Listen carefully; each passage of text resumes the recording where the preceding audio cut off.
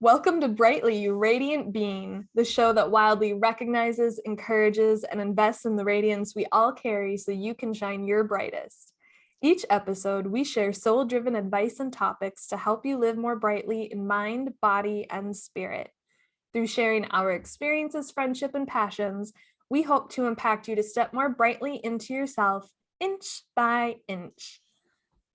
Woo! Tracy. Hi, Amy. Last time we were talking a little bit about the word of the year. Yeah. And I'm not expecting anything right now, but we are now in the new year. 2022 is here. 2022 is here. And today that we're recording this is a new moon. It is. Oh, yeah. It's the new moon in Capricorn. Oh, I love that you pointed that out. Yeah. So it's a good moon for like goal setting or like thinking about what you want your life to look like. But anyways, so for this new year, like, how are you feeling about this? Well, I love that you bring up that it's a new moon and Happy New Year. It's a new year. Somebody on TikTok pointed out, isn't it funny how we like blame societal issues on years? Like everybody's ready for 2021 to be done.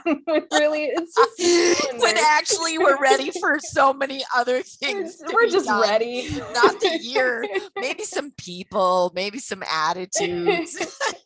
Well, but so you brought up the new moon is today. What's funny about the January 1st and how societally we all are like new beginnings, fresh start, new year, it's actually the one time a year that means nothing. So at every 6 weeks, I point out how we've talked about this wheel of the year and living cyclically, and just like every 5 to 6 weeks, you get a new start. Every 28 days, we get a new moon, right? Like we have, you have birthdays, you have all this stuff. Most of it astronomically influenced. Is that how would you say it? Influenced by the astronomy? Know. Yeah, absolutely.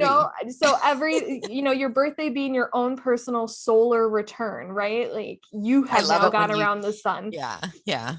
But so what's funny about January 1st, it means nothing. Neil deGrasse Tyson even points that out every year. Like, just stop it. Like, the winter solstice makes sense because of where we are in relation to the sun and the tilt and the axis of the earth and all that stuff.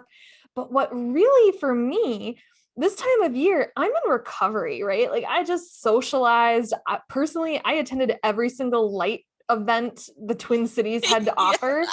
If somebody did something with a string of lights or a projection, I was there. I saw it and I enjoyed myself, but it was cold and I am tired and I don't want to leave anymore. And I did not like utilize my drive time to consider my intentions or do more than reflect on the past year. But what is, seen as a fresh or new start is the Lunar New Year, which many Asian communities celebrate. Mm-hmm. And that isn't almost exactly 1 month from today's new moon. It's on February 1st. So, which is also very close to Imbolc, right? Right. Yeah. And so for me, I'm not ready for a new year yet because it's not a new year. Like it's a new calendar page, it's a new month. But personally, I'm not ready to start setting goals or preparing what I want to reflect on at the end of this year, or just like we're in the northern hemisphere. So, it's cold. Are you ready for the new year? Yeah, I get that. I get everything you're saying. But, and you and I have had many conversations around this, how New Year's doesn't really mean anything. However, there is power in global awareness, in sort of this global awareness, everybody thinking about the new year and talking about it. So and I love that. This is my favorite holiday. This is not New Year's slander. I set the resolutions. I'm just behind and pre-apologizing. So I feel like I did such a good job with, well, I didn't do a great job with solstice, but I did some offshoot things that I did a good job with. And then for whatever reason, because the new moon is just right away, right after, the New Year's on January 2nd, to me, it felt like, oh, absolutely.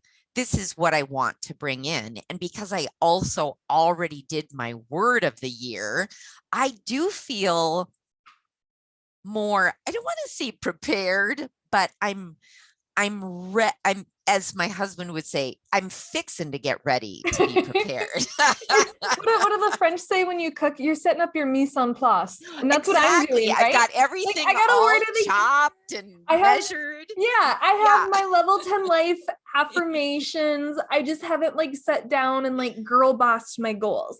But what struck Girl me boss my goals. So what struck me when you were talking about that is exactly why I wanted to record on this topic. So as I've been catching up with people in that week of doing nothing between Christmas and New Year's, right? Like there's all those jokes about how like, don't waste your PTO, like no one's doing anything anyways. And how dare you ask me a question or reach out to me to do something. But as I connect with people, they're all apologetic. So, oh, I'm catching up on the podcast. Oh, I'm just behind on setting intentions or resolutions for the new year.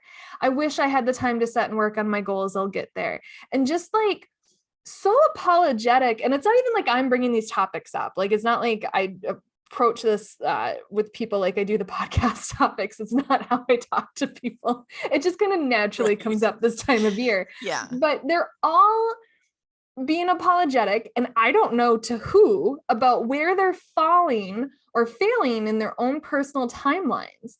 And like you even just said it too, like, oh, I just really wasn't there with the solstice, right? Mm-hmm. Like I just wasn't there. And like, I mean this very respectfully and lovingly, but like, so what? Why did you preface that? Like, and that's a really good point. Yeah. I mean, honestly, I feel like I have to sit with that for a second here. The more I think about you saying, but so what? Like, so what? Why do you have to preface these things? And now I'm like, holy crap, what have I been? What expectations do I set? Gone are the days of our gods and deities striking us down and like ruining our crops because we didn't light a candle on a certain day at a certain time. Like, I think they're just all excited to be here. And we do this for ourselves, and we do it out of gratitude, and we do it, you know. But I do think sometimes some of the things that we set for ourselves, some of the goals or things that we want to accomplish, do involve other people. And then we feel like we are letting down other people or their expectations of us. I would agree. For the things that involve others, absolutely. And there's definitely expectation setting and learning how to say no, or you know, how to follow through, you know, when you just don't have enough spoons, as they say. What? What is you that never heard that? Oh, look up spoon theory. That'll be a different episode. Okay. Spoon theory. I'll explain it off air. I'll get too off track if we talk about it now. But for the things that are just for you, your own personal goals, you know, I'm not any different. You know, when I reflected on 2021, I spent an inordinate amount of time being upset at the amount of rest I gave myself after 3 different surgeries. Exactly. And right? I certainly hope that you've now like come to an agreement with yourself that it was okay. Yeah. And it's funny because in the boundaries episode, you know, you've brought up before, you know, how good I am at setting boundaries, especially with work. And so it's like in the moment, I am like so steadfast in that, of course I need rest. And of course I'm going to take care of myself. And of course it's okay I'm not achieving and that I've paused things or canceled or this or that.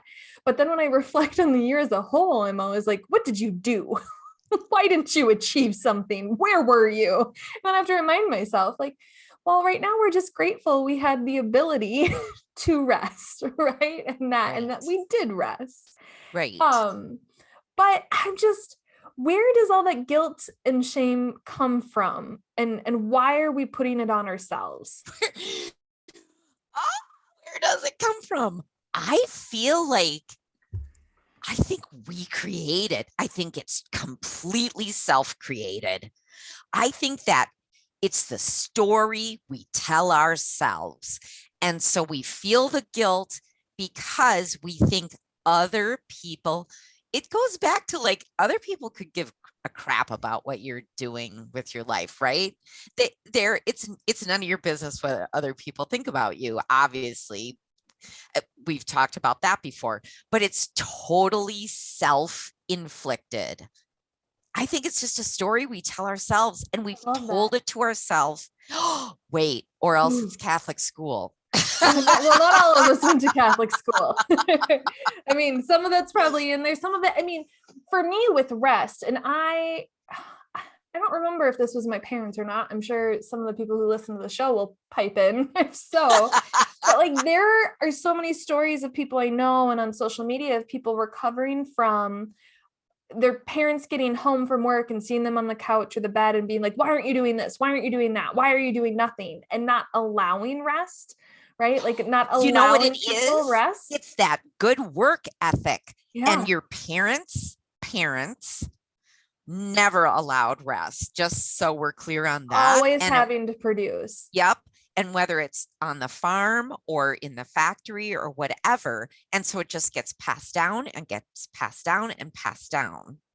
And so if you're noticing that in your own life, I encourage you to at least recognize when you're doing that with your own children, right? And seeing ways in which you can reparent yourself first, and then how you can more intentionally choose how you parent your own kids around rest. But I love that you brought up the story we tell ourselves, because a trend I've been seeing in the past couple years is people saying there's like even a sound on TikTok, people record their own videos too of this person saying, don't share your goals with other people. Keep your wishes and your goals to yourself and just show up new and different. And it's like this whole idea around like don't involve others and like you're doing it on your own. And I hate it every time I hear it. And it's about not advertising what you're working on, just showing up with the finished product. And I'm sorry, but I want the people in my life who love and support me to love and support what I'm working on, right? Like not to hold me accountable per se, but they are a part of my process. And I don't want to keep secrets. I don't want to feel the burden of these things on myself. So I think and I actually haven't seen those, but my mom used to talk about that in her literal talks, is that when you set the goals, sometimes it's a good idea to keep it to yourself, only because, and she would explain why, not to people who love and support you, obviously, but to your neighbor. Yeah. And it's, someone, whatever, the person grocery at work clerk who's a Debbie Downer about everything. So exactly. And that's what she would say, is because they would be the first then to tell you why it's not going to work and how you're going to fail and what that's a stupid thing to want or whatever. So I think maybe why it doesn't resonate with me then is I have never understood keeping people in your life who don't match or raise your vibration. Yeah, that's because you are a different person than most people, because you very much, just like being able to set boundaries, I feel that you also very much are like, why would I waste my time and energy on someone who doesn't support me? And yet so many of us do. That's another episode where I'm gonna mark this to come back to that. So I think part of that story we tell ourselves and the guilt and the shame also goes back to, we tend to judge ourselves on intention and others on action or behavior. And typically when that's brought up, it's about how we're hard on others who don't do what they say they're going to do, and how you should really only try and like have people in your life or believe or trust people whose words match their actions. I personally, though, feel like that's also why we're so hard on ourselves. So it can go both ways. I feel like in some instances we can be really easy on ourselves. Like, well, I fully intended to do that project by the deadline at work, but this and this came up, right? Like that's one way to judge yourself on intention. But I think where so many of us get caught up and why it turns into guilt and shame is because it's this unspoken intention of, I wanted to improve something. I had this to-do list of betterment and I didn't. And now I feel bad about all of this stuff that I'm not, and that I didn't do, or that I could be, but instead I'm this. And it just makes me think like, I am not a to-do list, right? Like I just, No. when I talk about being your brightest self, you can be your brightest self at a homeostasis right at where you are, right? Like it's about living with intention and grace and kindness and compassion, and not just to others, to yourself. Exactly. But so, this time of year is when everyone's closing out and then talking of starting of new or reinvesting. And like, does the Gregorian calendar have to resonate with the beginnings of your life? When, Oh. like, how many beginnings have you avoided starting because you were waiting for the perfect start date? Yes. Oh my gosh. This blows my mind all the time, where I'm always like, why can't a Tuesday be the perfect start time? Yeah. Why Why the can't first of the month and not the exactly 13th? exactly? And yet it's almost like it's just like inside of me, it's like Danger Will Robinson does not compute, like all this stuff, all these like danger codes go off and everything, even though I know, I'm like, it doesn't matter. Like you Right? Like, always let's say, say time is a social construct. time is a social construct. You Okay, so always we say say that. that a lot, but we never really explore it. What does it mean to you? Time is a social construct. To me, it means that we literally made it up, and we made up what it meant in the beginning, in the before With the times. sundial. Yeah, like we made it up. And I know that probably when it was made up, it was made up for very specific reasons, probably for life safety, Well, so okay, things like here's that. But let me just, and then what it means to me is that there are certain aspects of the social construct I do have to perform in, like work expects me to be available during these time frames. However, I don't need to, like you said, look at a linear time, a calendar, and think about that this time is better than this time, because it's not, well, because it's all happening at the same time.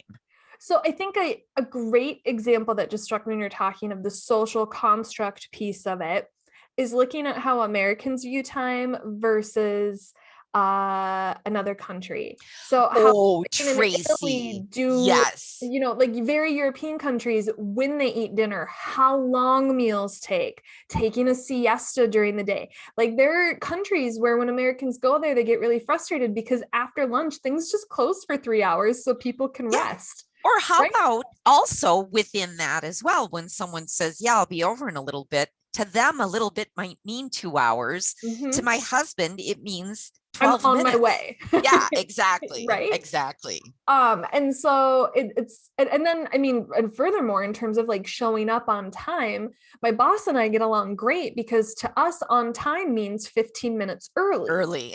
right? And that if you're on time, you're late. Mhm. And then for me Because personally, if someone is more than 15 minutes late, that tells me they didn't plan me into their day, right? Barring an emergency, they didn't make me a priority, and now my time was wasted. And other people don't feel like that. Like, oh, my friends and I just know, like, we just show up whenever. And I was like, I have more I want to do in a day than wait for you.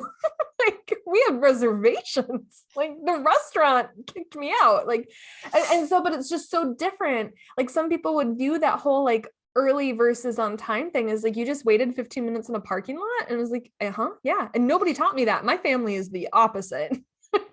well, so the only thing is, though, there are times when I have said, this is when something happens. Yeah. And it's something that we've had to have a lot of preparation around, like a graduation party. It's like the graduation party, you can Yes. come at 2, and then someone shows up at 1:45. I'm like, I'm putting you to work now, And if right? when I show up early and I don't wait in my car, it's because I'm offering to help, right? Okay. Or yeah.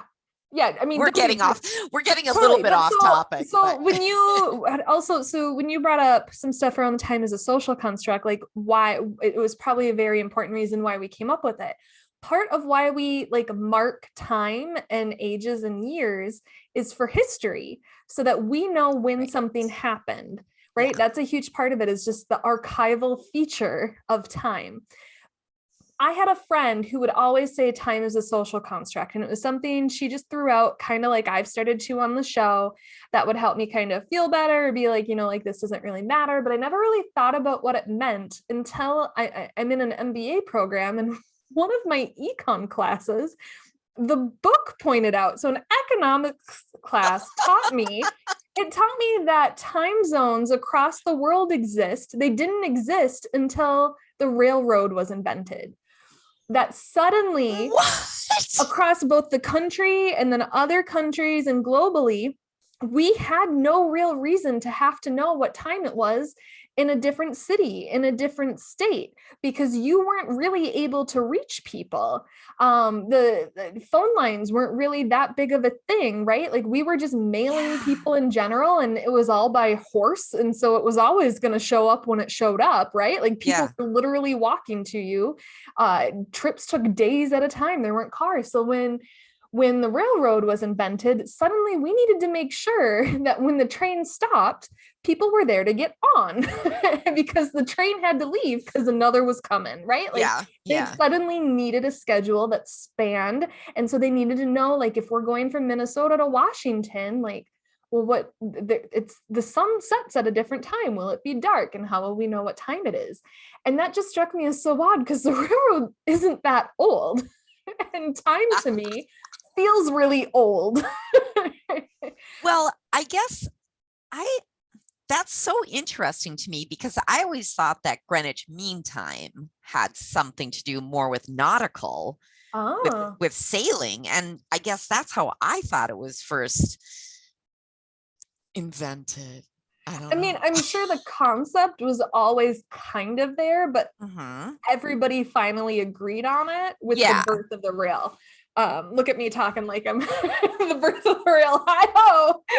Welcome to History. This is not a history podcast. I highly encourage you to Google all these facts, thoughts, reminiscences, not facts. Like look into this. Like I know it was around the rail, and I know it was around time zones.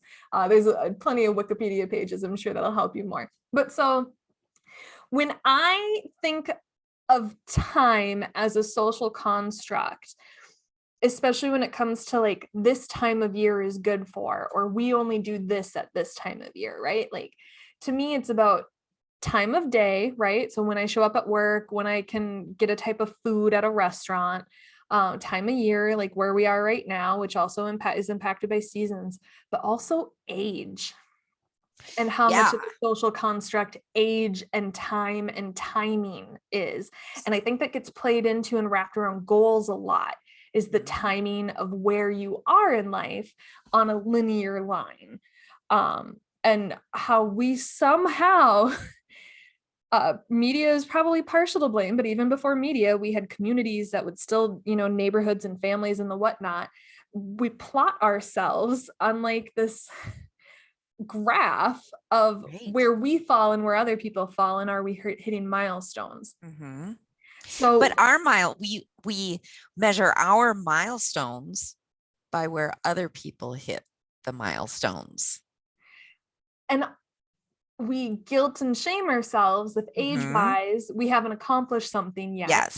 And we overly pride ourselves on some of the things we may have, which can lead to guilt and shame of yourself and others later on in life when you don't hit certain things. Like, boy, I tell you, there is more guilt and shaming in a very nice way. Nobody means to do the guilt and shaming, but if you have a room full of young mothers with kids like 6 months to a year and a half, and some are sitting and some are crawling and some are walking and some are talking, and there is like a hierarchy there for guilt and shame. It's funny you bring that up. So another like impetus for this topic was I recently visited a friend's house, and she checked in a few times on if what her oldest toddler was doing was developmentally in time or normal. I used to work with kids of that age for about 5 to 10 years. I went to grad school for a little bit on it, but it was about a decade ago. And so what I shared with her, like it really reminded me that for that age group, it was really about process, not outcome, that mattered the most. That it was about the exposure to something. It sounds like something very important that we need to all remember, that it's about process and not outcome. So in this instance, he was doing a puzzle and he didn't have the attention span to stick with it to the end, but he was also really hard on himself. Oh, can you put this here? No, I can't, and like defiant, but then also interested or wanting you to do it or things like that. And so, for little kids, anybody wondering, it's about showing, hey, you can do hard things, right? But so process versus outcome, when the other parent came up, they were so like, finish the puzzle, come look at the finished puzzle. That's what outcome is, right? We started a puzzle and we're going to see it through to the end and we're going to do it. I'm sure you can guess the gender, not that we try and gender people, but of what parent that was. And it was still, it was still a good experience for the kid. Like I'm not ragging on dad. But it was just such a difference between watching mom do the first puzzle with him and then when dad came upstairs and watching him. So when it comes to process versus outcome, the focus is on exposure to something new, excitement about what you're doing, who cares if you did it right, and who cares if you finish. And it just struck me that how many of us approach our own goals and new beginnings in that way. How many of us are just so focused on the outcome that we overly stress, overly guilt, overly shame, that we just stop trying? Or when we get to the end, we don't like it anymore.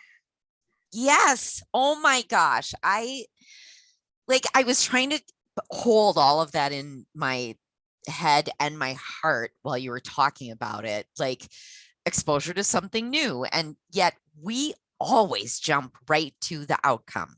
Well, it's not done. Well, we haven't finished it. Has there been enjoyment while you're trying to do it? Have you been exposed to something new? You're just like, what's next? You pointed that out to me, I think, in a different episode all the time. Yeah. It's a Ben Bergeron quote. Yeah. Right. Because you can't just sit in that, in the beauty of something. So it's interesting because while you were talking about this child, my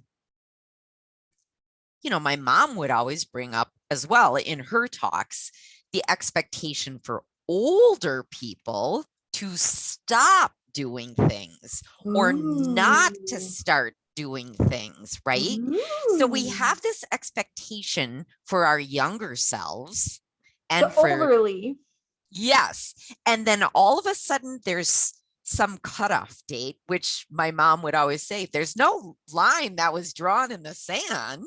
Like, well, even like, so in the media, so the Sex and the City just did a reboot. And regardless of how you feel about that show, the women who were originally in their 30s when the show started are now in their mid 50s.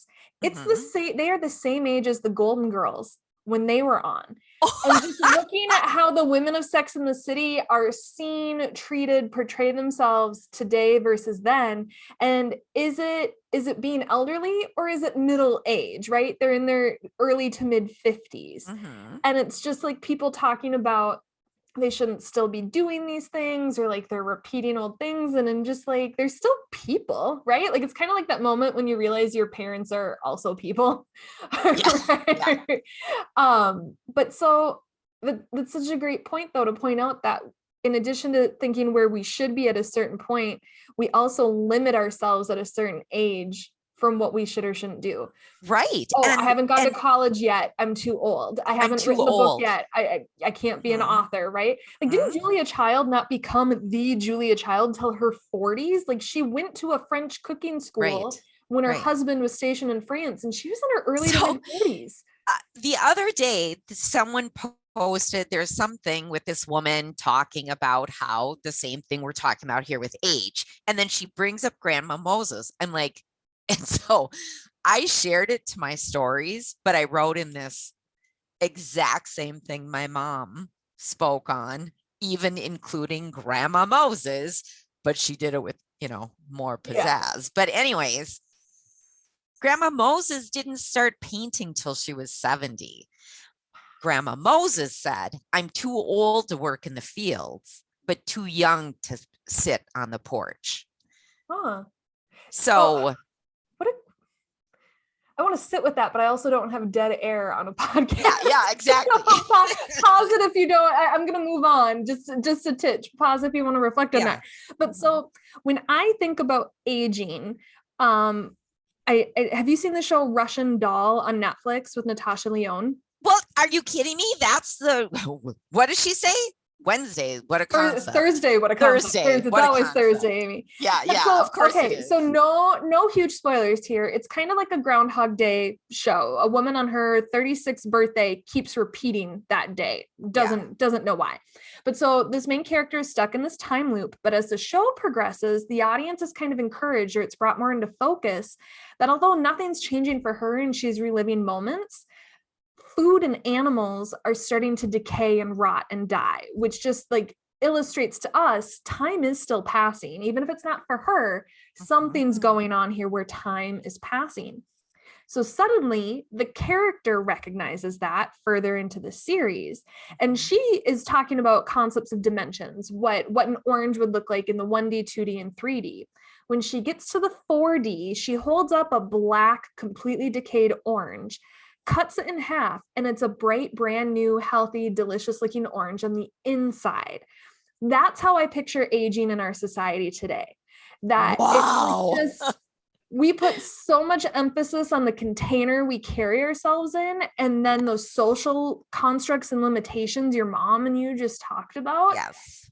That we don't like allow ourselves to be that fresh, vibrant being on the inside. Like how old do you feel? Like everybody kind of has an age where they kind of stopped internally. I'm 36. I'm 17. Like, and I it might change over time, but like I mean, I've matured in a sense, and I've changed and I've learned and I've grown. I'm 17-year-old Tracy. I hit my peak then, and I keep trying to do what she was doing. Right. Yeah. So here's the thing. For me, when you said, this decayed black orange and cuts it open, and then here's this bright, shiny orange, what I want people to remember is that we always, like you said, you're always you always have a bright, shiny orange inside of you. You're still the same person that you were when you were 17, and that you were when you were 20, and that you were when you were 25. Like they're all still with you. Yes. And I also think it's important to point out that even though I'm about the age that you feel you are, I feel like the black decaying orange in my life, right? So again, it's like where we put ourselves on our life. And I'm sure that there are people older than you that look at you and are like, oh man, to be young again. And see, here's another thing. This is going to be like a 5-peat of my mom. So something that my mom would always say during her talk, I feel like the last time she gave a talk, she was maybe 94. She'd say, all right, what's your age? Now subtract that from 94, my age. That's how many productive years you have left. What are you going to do with that? Like you don't have to stop. You don't have to think you're too old. No matter if you're 37, 63, 72, you still have decades of time. So going back to process versus outcome, then, like I say the most important thing to focus on is what did you learn along the way? So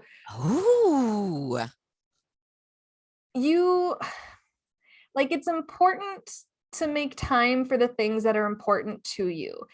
And you do have to do work to make movement on goals, passions, things you enjoy, who you want to show up as.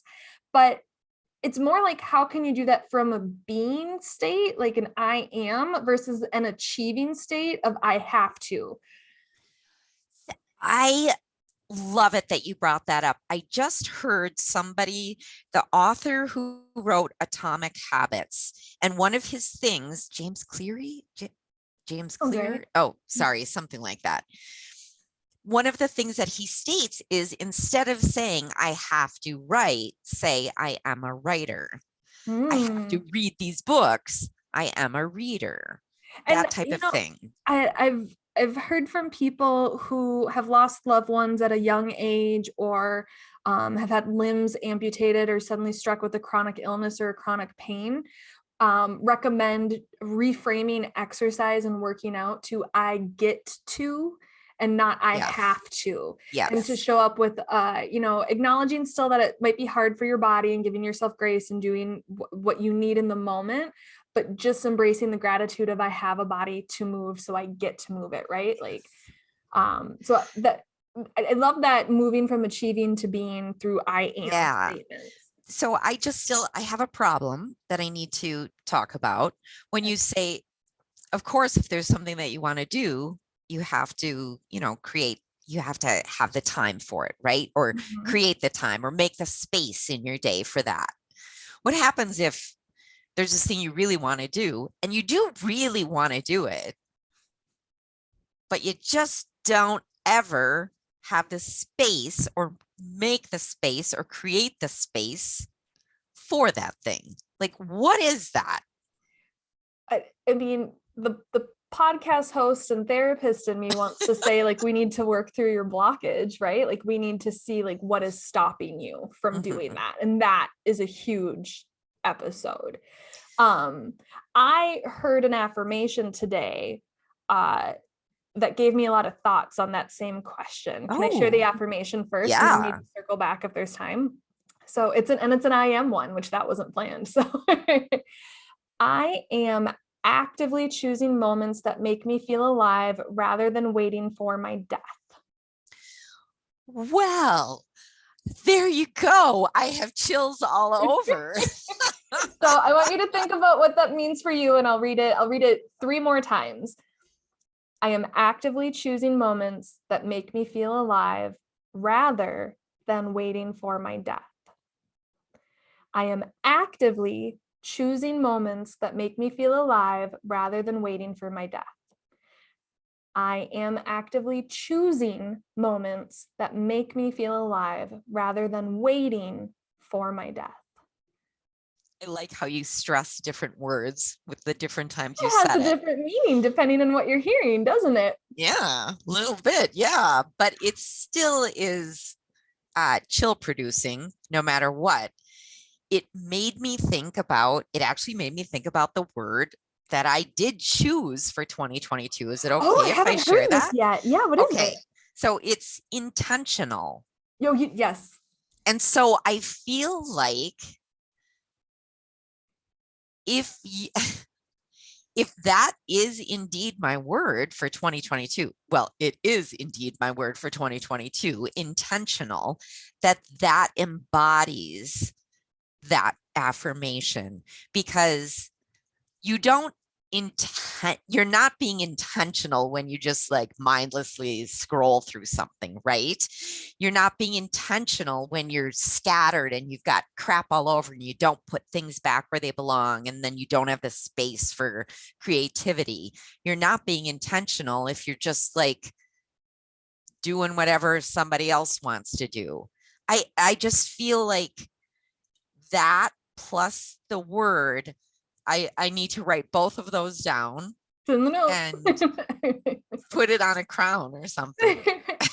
So it was a very similar experience for me. So I heard it in a TikTok, and I'm waiting for who shared the video to let me know if they created it or not, because they didn't attribute it. So if they are who it is, we'll attribute the author to it in Instagram. But so I heard it, I paused it, I immediately put it in my notes app. And then as I reread it the first time, like lower vibe Tracy came out and was like, well, yeah, that this is like a 20-something influencer's attempt to rationalize their Instagrammable and unrelatable life to others, right? Like we have real life here, right? Like not every day is living in a tiny home or in a van and traveling across the country and seeing beautiful national parks and, just videoing everything. And but it could be best filtered life ever. It could be, but Hire Me then had the same reaction you did when I was like, okay, nope, let's challenge that. Go back to the go back to what made you write it down. And, it was also, I saw it as encouraging me to live intentionally through choice because, when it comes to achieving a goal, part of that making progress is deciding between, am I laying down on the couch right now because I need rest, which also helps you achieve your goals, Yep. or am I overwhelmed by beginning a task? And that's why I'm laying on the couch, right? Oh, So it's yeah. questioning the choices you are making and allowing yourself grace. There's no morality between laying down on the couch or not after work and scrolling TikTok, right? Like as long as Right. you're, feeding your children and not like watching, somebody out in the road that needs help, right? Like it isn't a good choice versus a bad choice, right? Like we Right. assign these labels and these judgments to so many things. Like we were talking at the start of the show about whether or not you grew up in an environment that allowed rest and no productivity. Mm-hmm. But also, like, am I making a convenience meal or ordering takeout because I need to outsource an area of my life as self-care and so that I can work on a goal?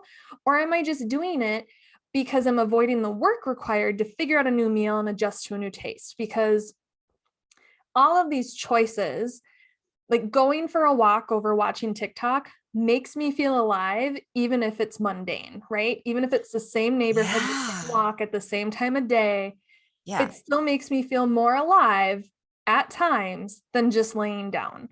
Cooking. How So just one thing that I want to say though is you have to be aware enough in the moment and open enough to be able to ask yourself those questions. Yeah. And when it comes to goals, we don't always have to be striving for something, right? Like your goal in life can just to be living life, to live life slowly. Yeah. And you have to decide, does that look like doing the XYZ thing that makes me feel lazy? Or what does Mhm. a beautiful and slow life look like? Right. So, like Right. for me, even when I don't like have a huge goal I'm achieving, I feel more alive when I cook myself dinner and dance in the kitchen than if I were to just order DoorDash again because it's safe and I want to keep playing a computer game. Right. Like it's Right. just, it, it's about choices. And that was my favorite word to stress when I was rereading it. I saw something on social media where somebody was complaining about her father-in-law and her husband were renovating or building their home. Like they're paying for it. And she is at work to be able to pay for it all day. And she got a text message at the end of the day giving her tasks to do so that the father-in-law and the husband can really hit the ground running in the morning. So she comes home from work to a massive mess that she didn't make, and now she has to clean up. And I just Ooh. commented, and I don't know how helpful it was because she didn't write back, but you chose to do that. And granted, you might be choosing, out of wanting peace with certain family members, right? Like we make different choices and do things we don't want to do. It's part of being an adult, but you typically get something else out of it. And so I'm intentional with my choices. I know how to say no most of the time. And I try to stop being angry at the things when I do things I don't want to do. If I didn't say no, right? Like I have to stop being angry and resenting of Yeah. myself and others. And Right. and the same thing goes for setting and working towards goals. It does come back to making a choice. And maybe that's also why we have this guilt and shame in us when we look back on certain choices and wish past us would have made a different one. But you are the I time traveler. You can make a different choice now, Yeah, right? you are the time traveler. And also, I might get hard on myself about what I did yesterday, but 10 years ago, I don't. I don't because I, I don't have a time machine. And Well, and my new favorite thing is like, well, yes, I am stuck with some of the consequences of past Tracy's choices. And I like to joke about, yesterday Tracy, today Tracy, and tomorrow Tracy, and who ends up doing what. Like it's all Tracy, right? Like it's a joke and a way to reframe it. It's yeah, all me. But like 10 years ago, Tracy did what she had the capacity to do with the resources and the knowledge she had. She's not my peer. I 20-year-old Tracy is not my peer. That I would is not right. hold my Mhm. 9-year-old niece to how I would react to a situation at 37, right? And so you have Right. to look at past you yourself. We've talked about, as part of shadow work, either reparenting your inner child or just Mhm. talking and giving love to your inner child. And I recently saw someone on social media point out, like, your inner child isn't just 5-year-old you, it's 16-year-old you, Yes, right? Like, there's so absolutely. many, you don't just have to go back to that small cuddly kid that's so easy to give that love to, but like, go back to the prior versions of you and be like, you tried, right? You tried. And then you also have to do that when at the end of your day or the end or start of a new year, like, you tried. If you have uncomfy feelings with what your outcomes were, Mhm. try a little bit more tomorrow, right? Like, just try. Because I'm so struck when I talk to people about the show, how some of them have paused listening, because they don't feel their brightest self. And so Mhm. that will be a future episode. So I just go back again to, none of this is meant to stress you out, but it goes back to your word of the year, Amy, for me, is it's just live with greater intention. And then Mhm. those guilt and the shame and all that kind of go away. Yeah, I agree. And even if you're not having a great day, you can still do things. You can still choose the things that you're doing.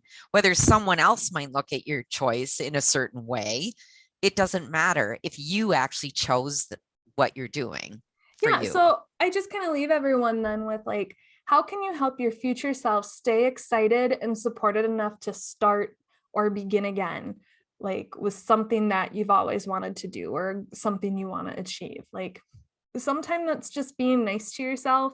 Sometimes it's doing a quick tidy so that tomorrow you starts off without the clutter of today, right? Like, Sometimes it's not being quite so not, I don't want to say not being nice to yourself, but maybe sort of that reparenting thing where maybe it's like, I think you actually could do this other thing. and that's the I'm other just saying. thing, be kind to who you will be tomorrow, right? Like, Hmm. you're really, really tired and maybe you don't want to do your dishes today, but that's going to take away from tomorrow you. So you're already tired. Do the thing that has to get done anyways, that you are going to do. You're going to need a fork, right? Like, You're do it gonna need a anyways. fork. You're going to need a fork. Do it anyways. You're already there. You're already exhausted. You're already feeling unaccomplished in a big area. So accomplish the little things so that tomorrow you can focus on the big thing, Yes. right? And if you're Nice. feeling that every day you're still not where you are, then it's time to evaluate, either is this the right goal, the right time for the goal, or why, like you went back to, which will be a future episode, why am I just not doing the thing? Like, Right. Yeah. but I'm excited about that episode. Why am I just not doing the thing? All right. So so what? we pull tarot cards, just kind of Yeah. universe. Hey, what do people who listen need to know? What do we need to hear? And I started with my Rider Waite tarot deck. Shuffled a few times. A whole mess of cards came out. None of them felt right, and I was like, "Geez, I wish the Wheel of Fortune would just come out. Like, if I were to pick a card, that's what I'd pick." So then I went to a different deck and just did a split the deck and turned it over, and it was the Wheel of Fortune. And I'm just like, nailed it. So for people who might not know about the Wheel of Fortune, it's almost like a wheel of the year. It's ups and downs of life. It's like, right? It's like Yeah. things can be lucky, things might not be so lucky, but it's also, you go ahead. Sorry, I don't mean Well, to. so, to me, my immediate reaction is sometimes you just have to let life happen. Yeah. That's a little bit of karma, a little bit of luck, whatever you want to call it. And sometimes it means allowing the bad, but like, just set sail confidently in the directions of your dreams. Like, I just had this image of Captain Jack Sparrow, Pirates of the Caribbean, just spinning the compass, spinning the wheel of the ship, and then just going, right? Like, just a certain amount of faith that the sails in the wind will get you there when you get there, right? The Yeah. most you can do is point confidently in the direction of your dreams. And don't remember who to quote for that, but everybody knows it, right? I So love just it. like, it's about saying yes, it's about allowing pivot and flow and just all that jazz. Yeah. So I have a Biddy Tarot book about each of the cards, and she included some reflection questions that I feel like really resonate. Nice. So think about, post show, What have you learned from the ups and downs of life? You know, when thinking about time and the timing of your life and your own personal timeline that you can create. How do you feel about change? Do you resist, persist, or flow?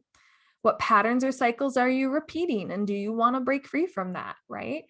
And then what energy are you putting out into the world and how is it flowing back to you? Wow, I really like that. So the one that really stood out for me was and not necessarily around change, but do you resist, persist, or flow? Because I felt like that could really help me with the thing I'm not doing. Well, yeah, I mean, there's so many future topics. This one can kind of splinter off into. So in the coming episodes this year, we'll expand more on this and other topics like what to do when you feel like your light is dim, how to romanticize your life, how to get over the roadblocks for your goals. So if you're new here, just know that we generally post a new episode every Monday morning, and we hope to connect with you again in our next episode next week. Yes, I love it. And if this episode spoke to you or your soul, please share it with a friend. And if you have time, give us some love on your preferred platform with a rate, review, and subscribe. You can reach out to us. We're on Instagram and YouTube under The Brightly Podcast or via email at brightlypodcast@gmail.com. And with that, we hope you have a bright and beautiful year. I love it.